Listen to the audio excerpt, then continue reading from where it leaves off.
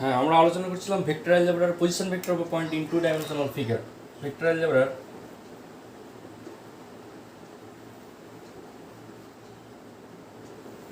Position vector of a point in two dimensional figure. Position vector of a point in two dimensional plane, অর্থাৎ দ্বিমাত্রিক তলে কোনো একটা বিন্দুর অবস্থান কিভাবে রিপ্রেজেন্ট করে সেই বিষয়টি নিয়ে আলোচনা করেছিলাম।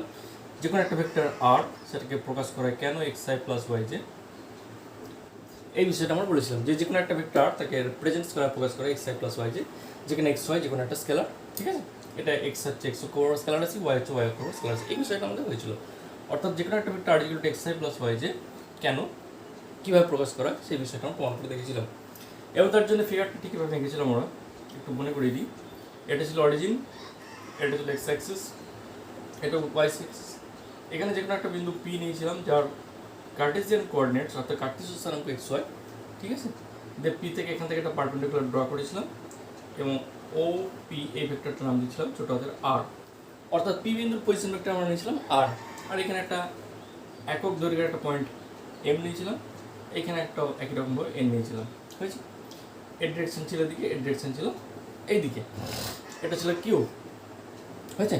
এখন প্রশ্ন হচ্ছে যে এই যে ত্রিভুজ ও পি কিউ, এই ত্রিভুজ থেকে আমরা পেয়েছিলাম যে এই ও পি এর পজিশন ভেক্টর যেহেতু আর, সেই R is equal to x I plus Y J, ঠিক আছে। এক্স আই হচ্ছে এক্স অক্ষ বরাবর ভেক্টর উপাংশ, ওয়াই যে হচ্ছে ওয়াই অক্ষ বরাবর ভেক্টর উপাংশ, এটা পেয়েছিলাম। এখন এই ভেক্টর থেকে এই ফিগার থেকে, এই যে টু ডাইমেনশনাল ফিগার, এই ফিগার থেকে এই আর যে ভেক্টর তার মড ভ্যালুটা বার করতে হবে। তো এই যে ত্রিভুজ ও পি কিউ থেকে পাই, ত্রিভুজ ও পি কিউ থেকে পাই, এই যে ত্রিভুজ রয়েছে ও পি কিউ, এখান থেকে আমরা কী পাবো? এটাও ত্রিভুজ, এটা 90 ডিগ্রি, যেহেতু এখান থেকে পারপেন্ডিকুলার ড্র করেছি। তাহলে ও পি স্কোয়ার সমান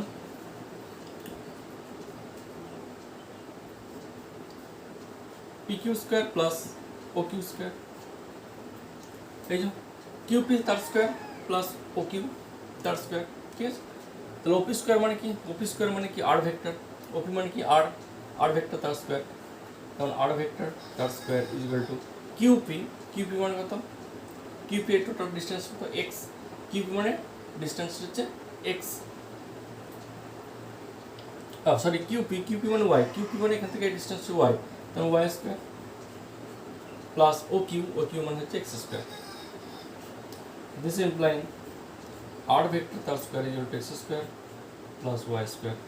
দিস ইমপ্লাইং r vector তার mod value root over of x square plus y square. এটা হচ্ছে ওই ভেক্টরটার মডিউলাস নির্ণয় করার formula, modulus of r equal to root over of x square plus y square. এখান থেকে প্রমাণ করি দেখা যাবে। এখানে প্লাস মাইনাস হওয়ার কথা ছিল, কিন্তু নেগেটিভ, যেহেতু মড ভ্যালু কখনো নেগেটিভ হয় না, সেই জন্য আমরা কখনোই নেগেটিভ নেব না। সেই জন্য যে কোনো একটা ভেক্টরের modulus r is equal to root over of x square plus y square.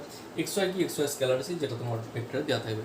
অর্থাৎ যে কোনো একটা ভেক্টর যদি এ ইকুয়াল টু দেখতে এরকম হয় 2y প্লাস 3j, তাহলে এই ভেক্টরের modulus of a equal to root over of i সহগ 2 স্কোয়ার, জে সহগ কত 3 স্কোয়ার, অত রুট ওভার অফ 13। এটা আনসার। তাহলে যে কোনো একটা ভেক্টরের মড ভ্যালু এইভাবে আমরা নির্ণয় করতে পারি। তো এটা গেল ইন টু ডাইমেনশনাল ফিগারের ক্ষেত্রে। এখন এটাই যদি টু ডাইমেনশনাল ফিগার না হয়ে, ঠিক আছে, যদি অন্যরকম হতো থ্রি ডাইমেনশনাল কেস হতো, তাহলে কী করতাম? তার আগে আর একটা বিষয় বলে দিই, থ্রি ডাইমেনশনালটা বলার আগে মনে করো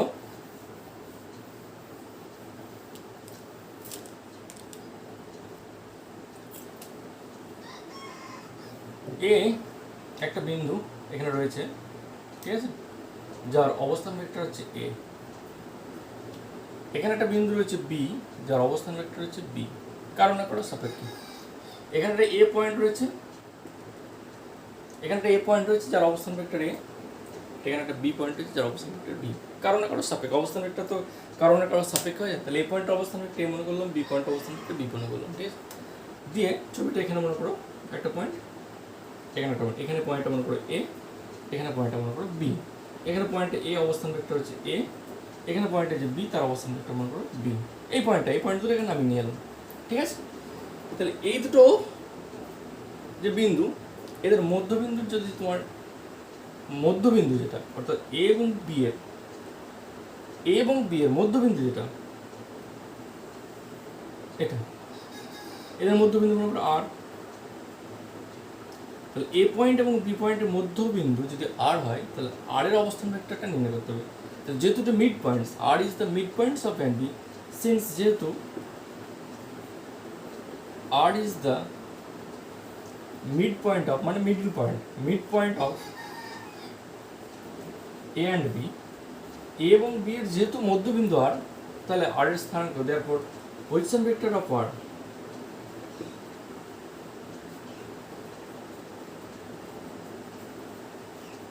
কি হবে, এ ভেক্টরটা যুক্ত এ ভেক্টর ডিভাইড বাই, যেহেতু মিড পয়েন্ট তাহলে এ ভেক্টর যুক্ত বি ভেক্টর ডিভাইড বাই 2, যেহেতু এটা মিড পয়েন্ট। এটা তাহলে আর যে বিন্দুটা নিচ্ছে সেটা যদি মিড পয়েন্টে যায়, তার অবস্থান ভেক্টর হয়ে যেত এ প্লাস বি বাই 2। তাহলে এটা যদি আর, এটা যদি মিড পয়েন্টে যায়, মানে এদিকটা 1 এদিকটা 1, মিড পয়েন্টস মানে তাই।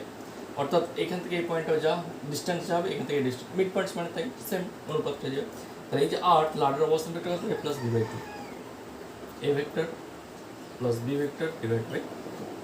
If R is the mid point of A and B, যেখানে এ বি অবস্থান ভেক্টর এ এবং বি যদি হয়ে যায়, এর অবস্থান ভেক্টর এ, বি এর অবস্থান ভেক্টর বি হয়ে যায়, তাহলে আর যদি mid points of A and b হয়ে যায়, since r is the mid points of the vector a position of the point a and b, ঠিক আছে।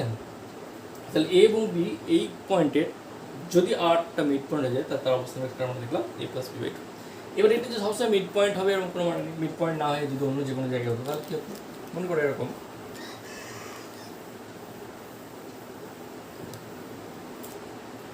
মিড পয়েন্টস না হয়ে ধর এমনভাবে পয়েন্ট নিলাম, এখানে একটা পয়েন্ট দিলাম, এখানে একটা পয়েন্ট দিলাম, এটা এ পয়েন্ট যার অবস্থান ভেক্টর এ নিলাম, এটা বি পয়েন্ট যার অবস্থান ভেক্টর ধরো বি নিলাম, ঠিক আছে। এখানে কোনো একটা পয়েন্ট আর নিলাম, অর্থাৎ এ এবং বি এর সংযোগকে আর বিন্দুতে m:n অনুপাতে অন্তর্ভুক্ত হলো। এ বিন্দু এবং বি বিন্দুর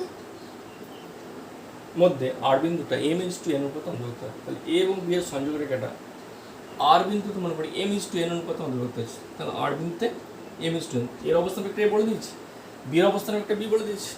আর হচ্ছে এমন একটা বিন্দু যে বিন্দুটা এ এবং বি এর মধ্যে m:n অনুপাতে অন্তর্ভুক্ত হয়। এটা এদিকটা m, অর্থাৎ এ থেকে আর পর্যন্ত m, এবং আর থেকে বি পর্যন্ত এটা হচ্ছে n, অর্থাৎ m:n অনুপাতে যদি অন্তর্ভুক্ত হয়ে যায়, তাহলে আর এর অবস্থান ভেক্টর, ঠিক আছে, তাহলে আর এর অবস্থান ভেক্টর হবে, আর এর অবস্থান ভেক্টর হবে পজিশন ভেক্টর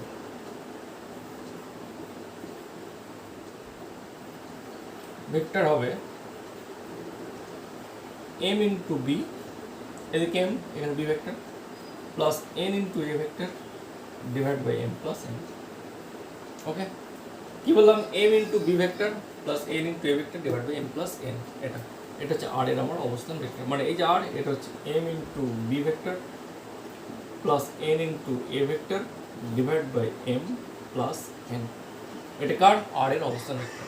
তাহলে সবসময় আর নাও মিড পয়েন্ট হতে, মিড পয়েন্ট হলে প্লাস বি বাই 2 নর্মালি হয়ে যায়, কিন্তু যদি মিড পয়েন্টস না হয়, তাহলে m ইন্টু দূরেরটা, এদিকের যে অনুপাতটা থাকবে, রেশিওটা থাকবে, তাহলে m ইন্টু বি ভেক্টরের position vector B plus n into A বিন্দুর অবস্থান vector A divide by m আর n এর যোগফল। এটা কার, আর এর অবস্থান ভেক্টর। এই দুটো একটু মনে রাখবে, ঠিক আছে, শুধুমাত্র এমসিকিউ করার জন্য কাজে লাগবে, সেই জন্য দুটো বলে দিলাম। এবার আসছি 3 ডাইমেনশনাল ফিগারের ক্ষেত্রে কোনো একটা বিন্দুর অবস্থান ঠিক 2 ডাইমেনশনাল ক্ষেত্রে যেভাবে প্রমাণ করেছিলাম, 3 ডাইমেনশনাল ক্ষেত্রে সেই একই রকম প্রমাণ করা যায়। প্রমাণটা করছি না, জাস্ট আমি ছবিটাকে দেখিয়ে দিচ্ছি কীভাবে হয়।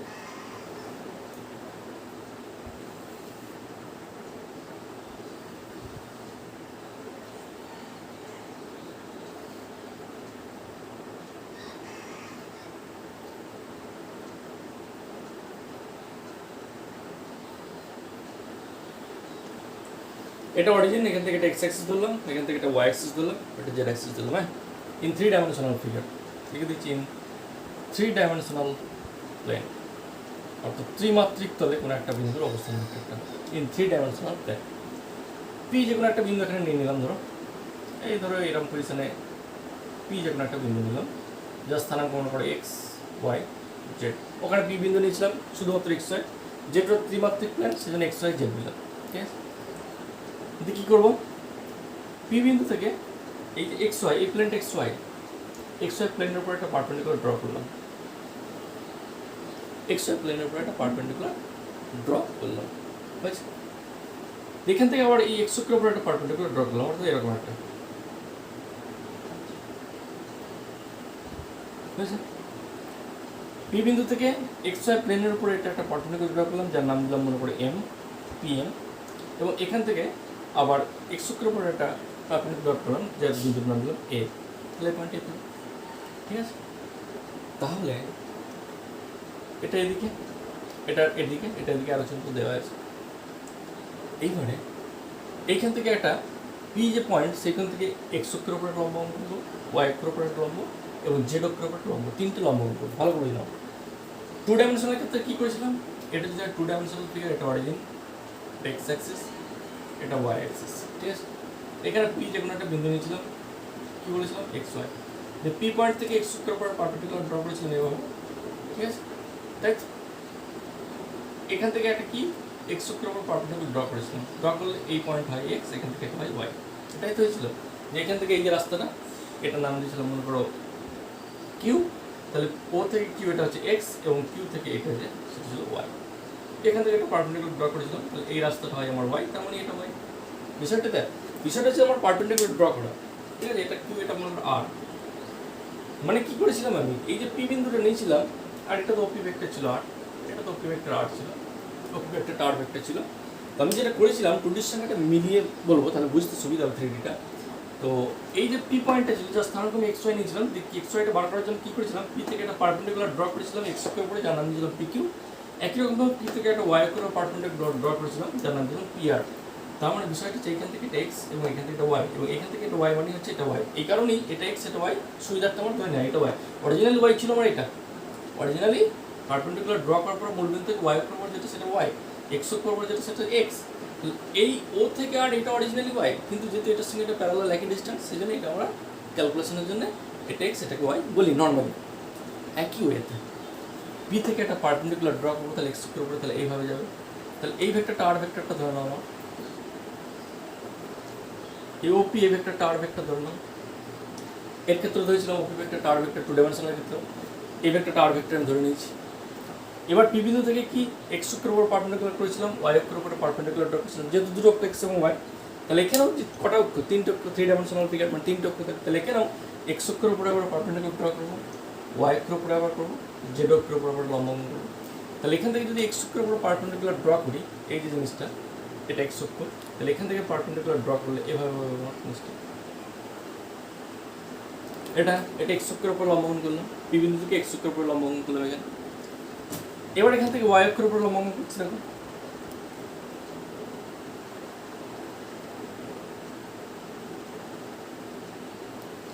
এটা ওয়াই অক্ষের উপর লম্ব অঙ্কন করলাম, ঠিক আছে। তাহলে পি বিন্দু থেকে এক্স অক্ষের উপর এটা লম্ব অঙ্কন করলাম, ওয়াই অক্ষের উপর একটা লম্ব অঙ্কন করলাম। একই রকমভাবে জেড অক্ষের উপর, এখান থেকে জেড অ্যাক্সিস যেটা, তার উপর একটা লম্ব অঙ্কন করলাম। এখান থেকে আবার জেড অ্যাক্সিস ছিল, তার উপর একটা লম্ব অঙ্কন করলাম, ঠিক আছে। এখান থেকে জেড অ্যাক্সিসের উপরে লম্ব অঙ্কন করলাম। তাহলে এটা এ নাম দিলাম, এটার নাম দিলাম বি, এটার নাম দিলাম সি পয়েন্ট, ঠিক আছে। যেহেতু এখান থেকে একটা পারপেন্ডিকুলার ড্র করেছি, তারপর ডেফিনেটলি এই অ্যাঙ্গেলটা কত, 90 ডিগ্রি। এই যে অ্যাঙ্গেলটা দেখতে পাচ্ছ, এই অ্যাঙ্গেলটা ডেফিনেটলি 90 ডিগ্রি, যেহেতু আমি পারপেন্ডিকুলার ড্র করছি 90 ডিগ্রি।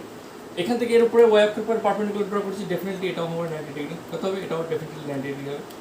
বাইরেটা নয়, যেটা আমি দাগ দিয়েছি, আরও চিহ্ন দিয়েছি, এটা 90 ডিগ্রি। এখানে এটা যেটা আন্ডারলাইন করা আছে, মানে ঠিক আছে, যেটা মার্ক করে দিচ্ছি সেটা হচ্ছে 90 ডিগ্রি, বাইরেটা নয়। এদিকে 90 ডিগ্রি, এখান থেকে এটা 90 ডিগ্রি, এখান থেকে এদিকে পারপেন্ডিকুলার ড্র করছি, মানে এই যে অ্যাঙ্গেলটা, এই অ্যাঙ্গেলটা হলো 90 ডিগ্রি। ওকে, তাহলে কোন অ্যাঙ্গেলটা 90 ডিগ্রি সেটা আমাদের ক্লিয়ার হবে। তাহলে এবারে এক্স ওয়াই জেড, কোনটা এক্স, কোনটা ওয়াই, কোনটা জেড, তুমি বুঝবে কী করে? তাহলে যেটা আসবে সেটা হচ্ছে এইখান থেকে এই যে ও থেকে এ, এই রাস্তাটা হচ্ছে আমার এক্স,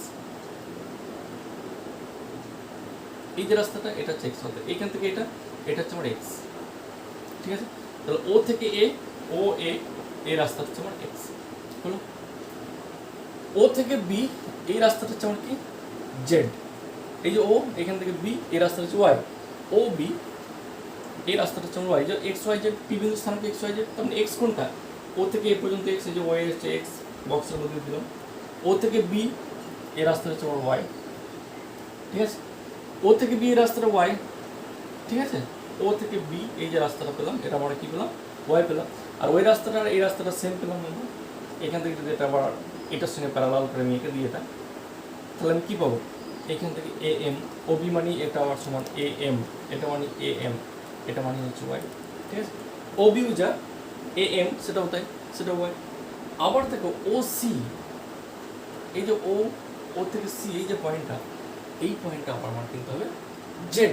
ও থেকে সি এই যে রাস্তাটা, এটা হচ্ছে জেড, এটা মানে হচ্ছে এম থেকে আমার পি পর্যন্ত, অর্থাৎ ও সি এটা জেড, এটা মানে কিন্তু আমার পি এম, এটা মানে কিন্তু আমার পি এম। ঠিক আছে, তাহলে থ্রি ডাইমেনশনাল ফিগারের ক্ষেত্রে ইন থ্রি ডাইমেনশনাল জিওমেট্রি কোনটা এক্স কোনটা ওয়াই কোনটা জেড, এটা মোটামুটি আমাদের আর বুঝতে কিছু অসুবিধা নেই।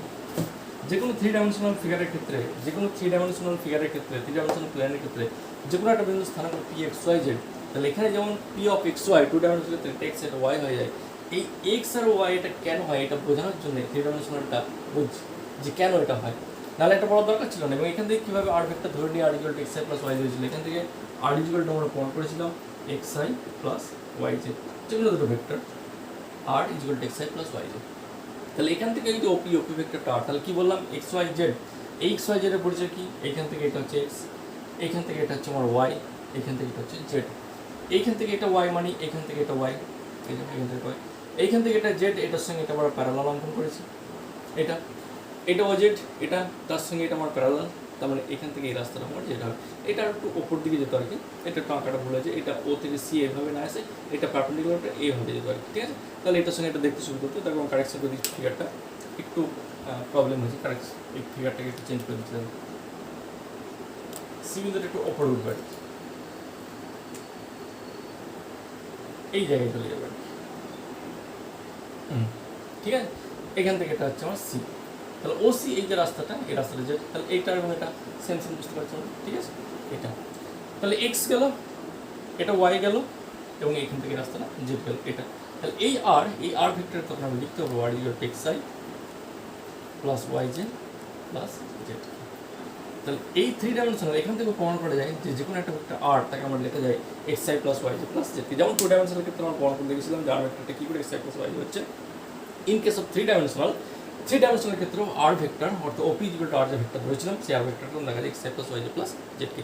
এই কারণেই তো যে কোনো একটা ভেক্টর এ কি বি সেটাকে আমি লিখতে পারি এরকম I minus two J plus three কে।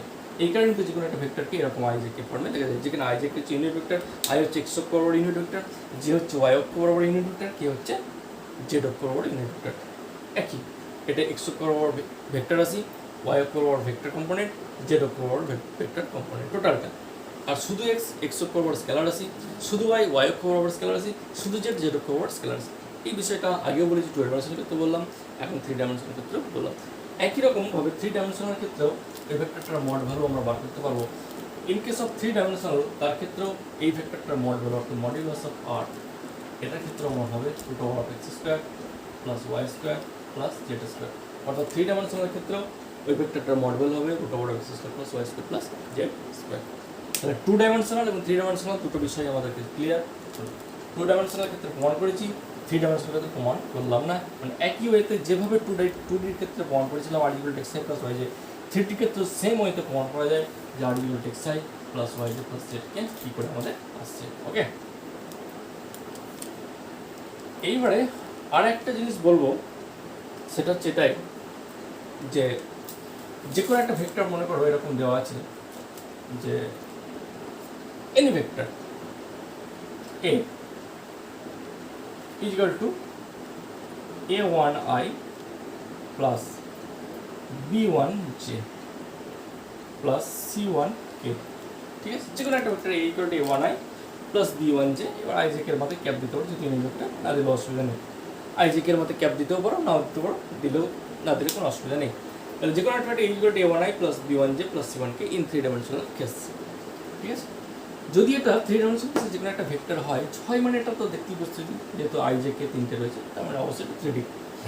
এখন এই ভেক্টরটার যদি বলে মান নির্ণয় করো, মান মানে কি মড ভ্যালুটা, অর্থাৎ মান মানে যে সবসময় মডিউলাস লেখা থাকবে এরকম করে নয়, মান মানে এই ভেক্টরটার মড ভ্যালু বলতে যাচ্ছি। তাহলে যদি বলে এই যে এই ভেক্টরটা রয়েছে এই ভেক্টরের মান নির্ণয় করো, শুধু শুধু বলে দিল যে এই ভেক্টরের মান নির্ণয়, অনলি এই ভেক্টরের মান নির্ণয় করতে বলেছে। ঠিক আছে, তাহলে এ ভেক্টরের তোমায় বলে দিল এ ভেক্টরের মান ও অভিমুখ বা দিক, অভিমুখ মানে দিক নির্ণয় করো, আর কিছু বলবে না। এরকম একটা ভেক্টর এ দিয়ে দিয়েছে, দিয়ে বলছে এই ভেক্টরের মান নির্ণয় করো আর অভিমুখ বা দিক নির্ণয় করো। দুটো কোশ্চেন, একটা কোশ্চেন হচ্ছে মান নির্ণয় করো, 2 নম্বর কোশ্চেন অভিমুখ বা দিক। অভিমুখ আর দিক তো একই জিনিস, সেই জন্য মান আর দিক নির্ণয় করতে বলেছে। তো মান নির্ণয় মানে এর মডুলাস, তো এর মান বলতে মডুলাস অফ এ, মান বলতে এটাই যে মান মানে মডুলাস অফ, তাহলে মডুলাস অফ কত, ফর্মুলা হচ্ছে a1 square plus b1 square plus c1 তার স্কোয়ার। খুব স্বাভাবিকভাবে a1 b1 c1 মান দেওয়া থাকবে, সেখান থেকে মান নির্ণয় করতে পারবো। অভিমুখ বা দিক নির্ণয় ফর্মুলা কি, দিক বা অভিমুখ সমান ধরে নেব কি যে এই ভেক্টরটা এক্স অক্ষের সঙ্গে অ্যান্টি ক্লকওয়াইজ আলফা পরিণত। এই যে ভেক্টরটা মনে করবো, ভেক্টরটা এক্স অক্ষের সঙ্গে অ্যান্টি ক্লকওয়াইজ, ভেক্টরটা এরকম, সেটা এক্স অক্ষের সঙ্গে অ্যান্টি ক্লকওয়াইজ মনে করবো আলফা পরিণত। মানে এরকম ফিগারটা যদি আঁকি 2D এবং 3D ক্ষেত্রে, 3 ডাইমেনশনাল ক্ষেত্রে ধরো এরকম,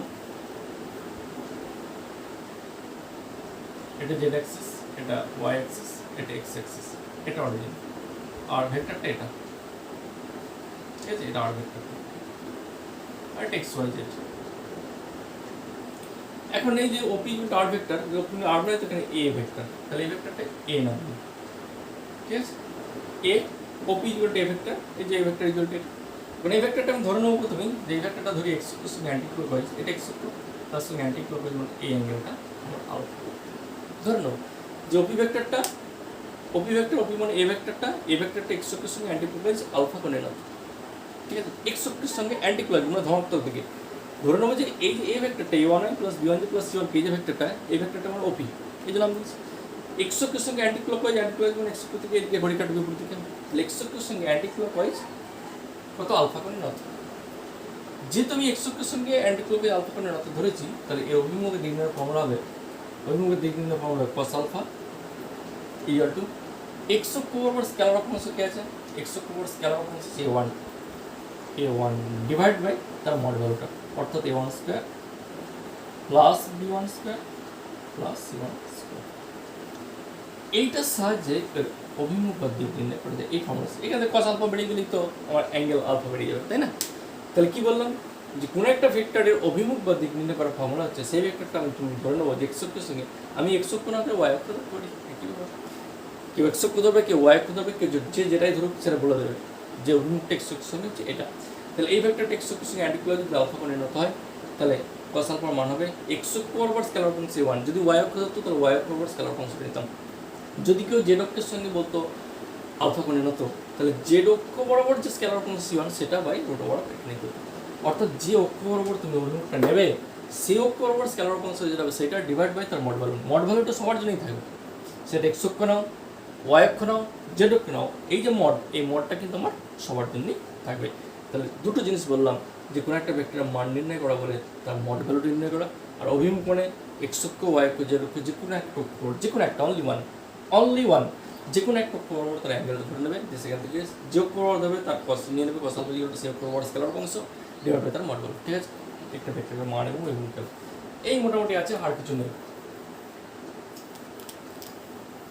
তাহলে ভেক্টর অ্যালজেব্রা টোটাল থিওরি পার্টটা, অর্থাৎ ফার্স্ট যে চ্যাপ্টার, ভেক্টর তো 3টে চ্যাপ্টার আগে বলেছিলাম, প্রথম যে চ্যাপ্টারটা সেই চ্যাপ্টারের মোটামুটি থিওরি পার্টটা এটাই আমাদের, এই পর্যন্ত থিওরি পড়লে মোটামুটি আমাদের এনাফ, এরপরে আর থিওরি আমাদের প্রয়োজন হবে না। এবারে আমরা পরের পার্টে অঙ্ক শুরু করব।